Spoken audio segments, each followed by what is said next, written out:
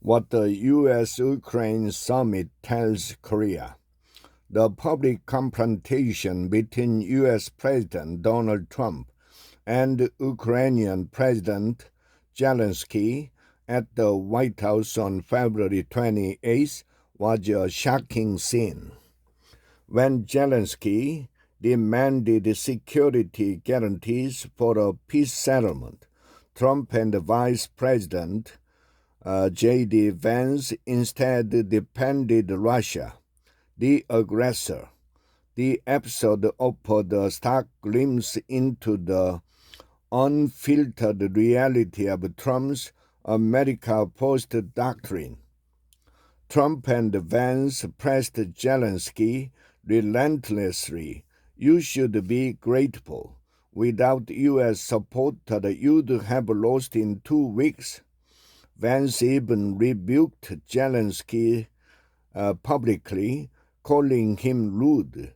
As a result, all subsequent engagement, including a working luncheon, the signing ceremony for a mineral agreement, and a joint news conference, were abruptly cancelled. Zelensky was left with no choice but to exit the White House in humiliation.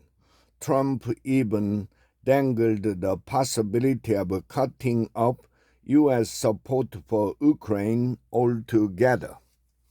The collapse of the summit sent shock waves through America's transatlantic allies, NATO, established in 1949, and a pillar of Western security during the Cold War, now find itself in an existential crisis after 76 years.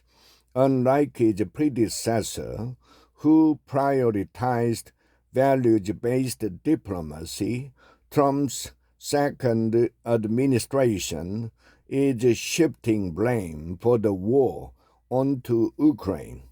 The U.S. now appears willing to blur the lines between allies and adversaries whenever it serves its national interest. The very foundation of NATO has been thrown into question.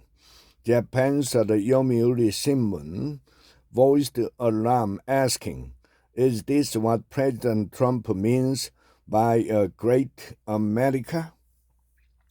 Trump's unilateral transactional diplomacy is not just upending Europe. The unpredictable nature of Trump's diplomacy leaves no room for complacency.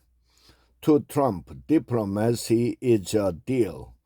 On that foundation, we must adopt a pragmatic approach in our security and trade policies, negotiating where necessary and conceding where strategic gains can be made. Last week, Acting President Choi and Minister of Trade, Industry and Energy belatedly met with the U.S. official, but more engagement is urgently needed to prepare for unforeseen development. Strengthening cooperation with Europe and other Indo-Pacific nations, who are also bracing for the impact of Trump's foreign policy storms, could amplify our voice in global affairs. Regardless of the ongoing political turmoil at home, including the impeachment trial and the possibility of an early presidential election, Korea's political leaders must set aside their differences and present a united front on foreign policy and national security.